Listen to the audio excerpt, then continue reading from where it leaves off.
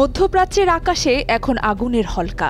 ২০২৫ সালের ১৩ জুন থেকে চলছে ইসরায়েলের লাগাতার বিমান হামলা আর ইরানের পাল্টা ক্ষেপণাস্ত্রের বৃষ্টি। ফলাফল, দুপক্ষেরই মৃতের সংখ্যা দ্রুত বাড়ছে। খোদ তেহরানে ও বন্দর নগরগুলোতে রাতভর সাইরেন বেজে ওঠে। আবার ভোরের আলো ফোটার আগেই ড্রোন উড়ে যায় হাইফা বা তেল আবিবের দিকে। এই দ্বৈরথের ঢেউ ধাক্কা দিচ্ছে গোটা মুসলিম বিশ্বে।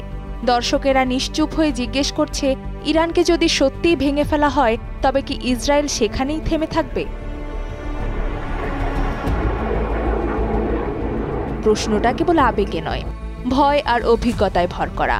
সৌদি আরব, সংযুক্ত আরব আমিরাত, বাহরাইন, ইসরায়েলের সঙ্গে যাদের সম্পর্ক এখন স্বাভাবিক, তাদের শাসকেরা একে বলেছিলেন অভিনব কূটনৈতিক যুগ। অথচ গাজায় রক্ত ঝরেছে, এখন ইরানের মাথায় বোমা পড়ছে, আর তারা শুধু বিবৃতি দিচ্ছে উভয় পক্ষকে সংযত হতে আহ্বান করছি। আব্রাহাম চুক্তির মূল শর্ত ছিল প্রযুক্তি আর বাণিজ্যের বিনিময়ে একটি অপ্রিয় সত্য চুপি চুপি মেনে নেওয়া। ইরানের সামরিক উচ্চাকাঙ্ক্ষা পশ্চিমা শিবিরের শত্রু, তাই তাকে একঘরে করতে সাহায্য করো। কিন্তু কোনো চুক্তিই তো নিরন্তর নিরাপত্তার প্রতিশ্রুতি দেয় না, বরং ইতিহাস দেখায় যে আজ বন্ধুত্বের হাসি হাসে, কাল পরিস্থিতি বদলালে তাকেও শুলে চড়ায়।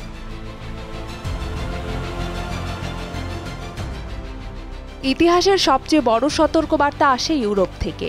১৯৩৮ সালে ব্রিটেন, ফ্রান্স হিটলারকে খুশি রাখতে দিয়ে দিল চেকোস্লোভাকিয়ার সুডেটেন অঞ্চল। ভেবেছিল এভাবেই হিটলারকে খুশি রাখতে পারলেই আর ঝামেলা হবে না, নিজের তো কিছু খোয়া যাচ্ছে না।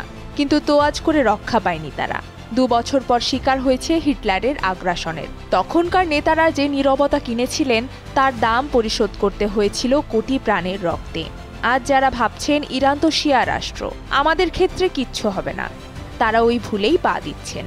আগ্রাসী শক্তি একবার বাড়তি জমি পেয়ে গেলে বিপুল আত্মবিশ্বাস পায়, মনে করে পরের সীমানাটাও তাহলে নেওয়াই যায়।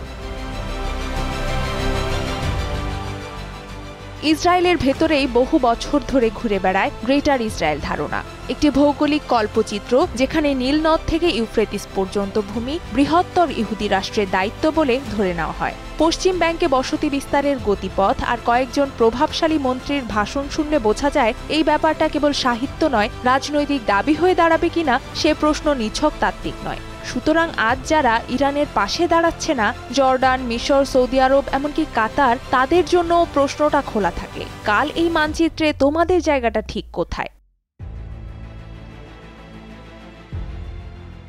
১৯৫৩-তে ব্রিটেন, মার্কিন যুক্তরাষ্ট্র মিলে ইরানের গণতান্ত্রিক প্রধানমন্ত্রী মোসাদ্দেককে সরিয়ে শাহকে বসিয়েছিল কেবল তেল নিয়ন্ত্রণের স্বার্থে। এরপর ইরানে জন্ম নেয় ইসলামী বিপ্লব, আর পশ্চিমা জোট তখন থেকেই চাইছে সেই বিপ্লবকে শৃঙ্খলায় রাখতে। আবার ২০০৩-এ গণবিধ্বংসী অস্ত্র অজুহাতে ইরাকের উপর ঝাঁপিয়ে পড়ে যে যুক্তরাষ্ট্র, তাদের তদন্ত কমিটি পরে লিখেছে সেই অস্ত্র ছিলই না। এই অভিজ্ঞতা স্মরণ করিয়ে দেয় বড় শক্তি যখন নিরাপত্তার গল্প বলে, তার ভেতরে থাকে নিজস্ব অর্থনীতি আর ভূরাজনীতির অঙ্ক। ১৯৭৩-এর আরব ইসরায়েল যুদ্ধে মিশর, সিরিয়া একসঙ্গে আক্রমণ চালিয়ে প্রাথমিক সাফল্য পেলেও পশ্চিমা সমর্থনহীনতায় শেষ পর্যন্ত তাদের বসতে হয়েছিল চুক্তির টেবিলে।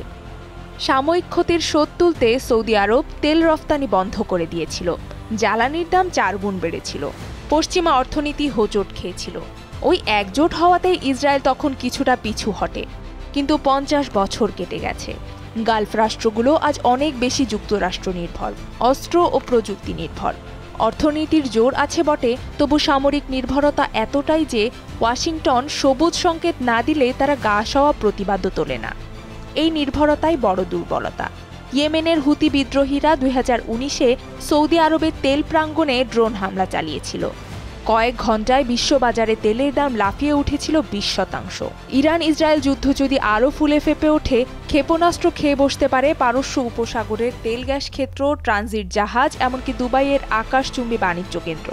তখন স্বাভাবিক সম্পর্ক কিংবা উচ্চস্বরে নিন্দা করার মাঝের কায়দা কাজে আসবে না, মাঠে নামতে হবে প্রতিরক্ষায়, আর তখন শত্রু মিত্রের সমীকরণ ঝটকা খাবে। কিন্তু তবু গন্তব্য একই প্রশ্নে ফিরে আসে, ইরান একা ধ্বংস হলে তাকে ঠেকাতে কেউ সামনে না এলে পরের টার্গেট কি নিশ্চিতভাবে অন্য কেউ হবে? ইতিহাস আবারও মাথা নেড়ে হ্যাঁ বলে। অন্যায়ের সামনে চুপ থাকার মানে হলো নিজের নামটাই পরের তালিকায় তোলা। আজ যদি সৌদি আরব অবরুদ্ধ হয়ে পড়ে, তেল ক্ষেত্রে আগুন লাগে, যুক্তরাষ্ট্র কি সত্যিই প্রাণপাত করে রক্ষা করবে? আফগানিস্তানে কাবুল সরকারের পতন, কুয়েত যুদ্ধের বহু পরের ঘটনা, লিবিয়ার ধ্বংসস্তূপ সবকিছুই দেখায় জোটের স্বার্থ বদলাতে সময় লাগে মিনিট, আর পেছনের দরজা দিয়ে বেরিয়ে যেতে লাগে মুহূর্ত। মধ্যপ্রাচ্যের ছোট ছোট দেশ যারা তেল, গ্যাস আর সমুদ্র বাণিজ্যে টিকে আছে, তাদের সামনে তাই মাত্র দুইটি রাস্তা খোলা।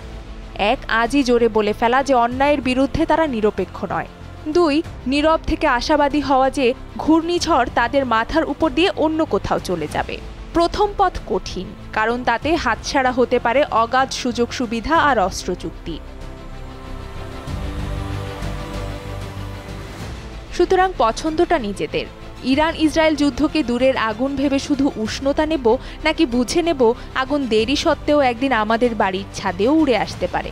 নীরবতা আপামর মানুষকে বাঁচায় না, বরং আগ্রাসীকে সাহস যোগায়। মিউনিখ আমাদের শিখিয়েছে, তেল নিষেধাজ্ঞা আমাদের শিখিয়েছে, আর সাম্প্রতিক ক্ষেপণাস্ত্রের শব্দ তো আমাদের চোখের সামনে বাজছে। তাই আজ ইরানের পাশে দাঁড়িয়ে ন্যায়ের কণ্ঠ তোলা মানে শুধু তাদের প্রতি সংহতি নয়, বরং নিজেদের ভবিষ্যৎ বাঁচিয়েও রাখা। কারণ ইতিহাসে যে চুপ থেকেছে তাকে শেষমেশ চুপ করেই থাকতে হয়েছে। নুসরাত আহমেদ, যমুনা নিউজ।